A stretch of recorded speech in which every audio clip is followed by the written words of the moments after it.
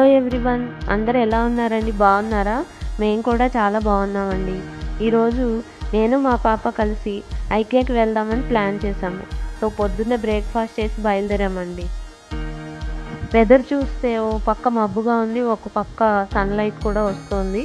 ఎప్పుడు వర్షం పడుతుందో కూడా తెలియట్లేదు, అలా ఉంది. సరే ఏదైతే అది అయిందని మేము బయలుదేరాము. చాలా రోజుల నుంచి వెళ్దామని బయలుదేరుతున్నాం, కానీ ఎందుకో ఐకియాకి రావడానికి అవ్వట్లేదండి. ఈరోజు మాత్రం ఏమైతే అది అయిందని బయలుదేరాము.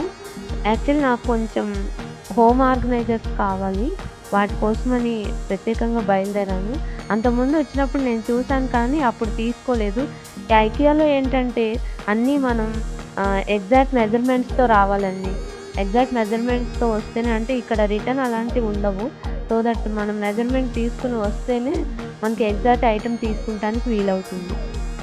ఇక్కడ ఫర్నిచర్ అదంతా కూడా చాలా బాగుంటుంది. కరెక్ట్గా చెప్పాలంటే కొత్తగా ఒక హోమ్ని సెటప్ చేసుకోవాలనుకునే వాళ్ళకి ఇక్కడ A to Z దొరుకుతాయండి.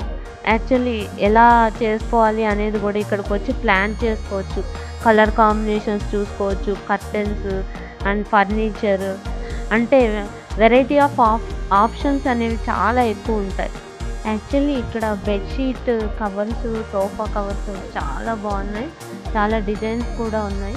నేను తీసుకుందామని చాలా ట్రై చేశాను, కానీ నేను ఎక్కువ కాటన్ మెటీరియల్ యూజ్ చేస్తాను. ప్రాపర్ మెటీరియల్ ఇక్కడ నాకు దొరకలేదు. డిజైన్స్ అయితే మాత్రం చాలా బాగున్నాయి.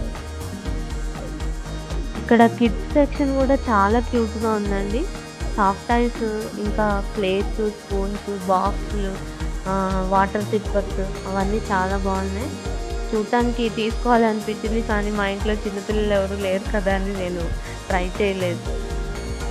యాక్చువల్లీ ఇక్కడ మనం బాగా అలసిపోయాము అనుకునే టైంకి ఇక్కడ కెఫెటేరియా వస్తుంది.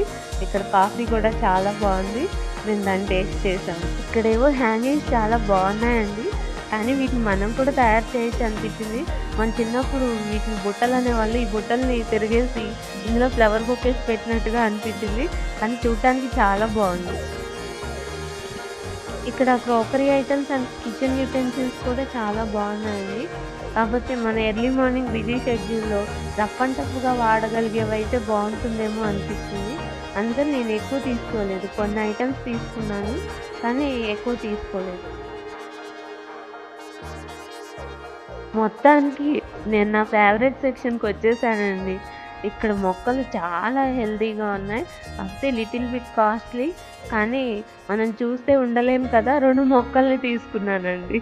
కొన్ని పాట్స్ కూడా తీసుకుందామని చూసానండి, కానీ ఇక్కడ కన్నా నాకు బయట బెటర్ అనిపించింది. అందుకని నేను పాట్స్ మాత్రం బయట నర్సరీలో తీసుకున్నానండి.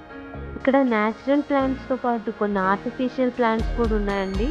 అస్సలు ఇంట్లో వెంటిలేషన్ రాదు అనుకునే వాళ్ళకి ఇవి చాలా న్యాచురల్గా కనిపించాయి. నేనైతే ఒక ప్లాంట్ని చూసి నిజం ప్లాంటే అనుకుని తీసుకుందాం అనుకున్నాను, కానీ తర్వాత తెలిసింది అది ఆర్టిఫిషియల్ అని. కానీ చాలా బాగున్నాయి ఆర్టిఫిషియల్ ప్లాంట్స్ కూడా. ఎవరైనా కావాలంటే ట్రై చేయొచ్చు. ఫైనల్లీ మనం గోడౌన్ దగ్గరికి వచ్చేసామండి. ఇక్కడ ఏంటంటే మనం ఏ ఐటెం తీసుకున్నామో దాని నెంబరింగ్ ఉంటుంది. ఆ నెంబర్ మనం నోట్ చేసుకుని వచ్చి ఇక్కడ వాళ్ళకి చెప్తే ఇక్కడ పికప్ చేసుకోవాలన్నమాట. మనం ఐటెమ్ తీసుకుని తర్వాత బిల్లింగ్కి వెళ్తామే. నేను కొన్ని ఆర్గనైజర్స్ అవి తీసుకున్నానని చెప్పాను కదా, వాటిని ఇక్కడ పిక్ చేసుకున్నాము. తర్వాత బిల్లింగ్ సెక్షన్కి వెళ్ళాము. సో ఇదండి మా ఐకియా షాపింగ్ ఎక్స్పీరియన్స్. మీరు నా ఛానల్ ఫస్ట్ టైం చూస్తున్నట్టయితే సబ్స్క్రైబ్ చేసుకోండి.